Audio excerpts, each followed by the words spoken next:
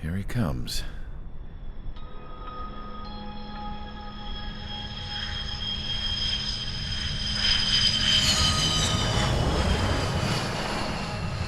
Mihai's looking worse.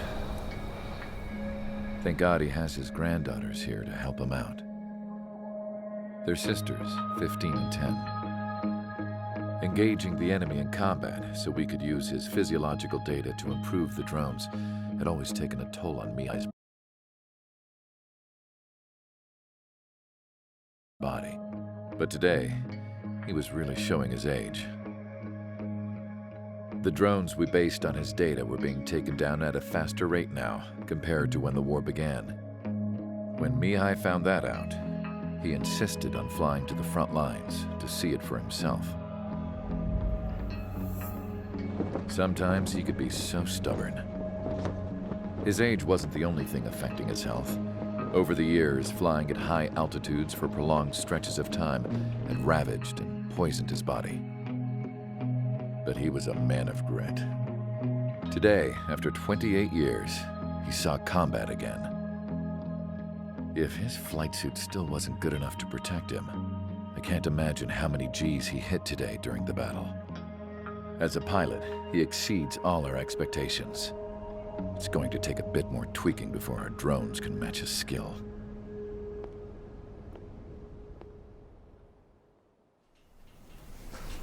How penal is this penal unit, you ask?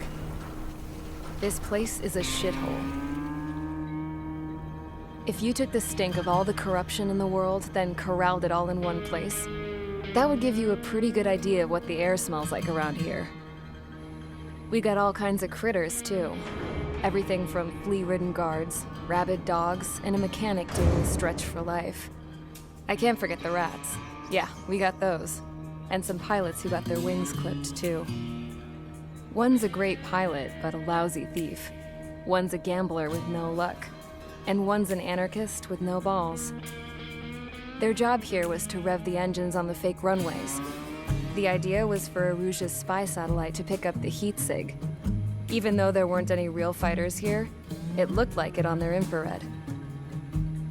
I bet you're wondering, if Erusia lost the war, how come they still have a spy satellite? Because someone over there was smart enough to train a bunch of computer nerds to hack into half of Osia's satellites. That's how come. Every now and again, I'd try to bust out. And every single time, those damn dogs would drag me right back. When I was in my cell, I'd hear this voice coming from the guards room. It was the Erusian princess rallying her people on the Erusian national broadcast. All us prisoners had become big fans of hers. You want to hear something funny? The guards were big fans too. I swear to God, every time she was on the air, they'd turn up the volume on the radio and sit there listening. I could see how someone like her could win the hearts and minds of soldiers and workers alike. When the princess said something, you could tell she meant every word. Lately, she'd been having more fun with her speeches, and that made her seem even more charming. You could say her charm was like a virus. Whenever she'd point out stuff that was wrong with Osia, the prisoners in here went nuts. Hell, if anyone knew how messed up Osia was, it was the prisoners. They'd shout, "Burn Osia down." No way am I just gonna sit here and rot away in this hellhole.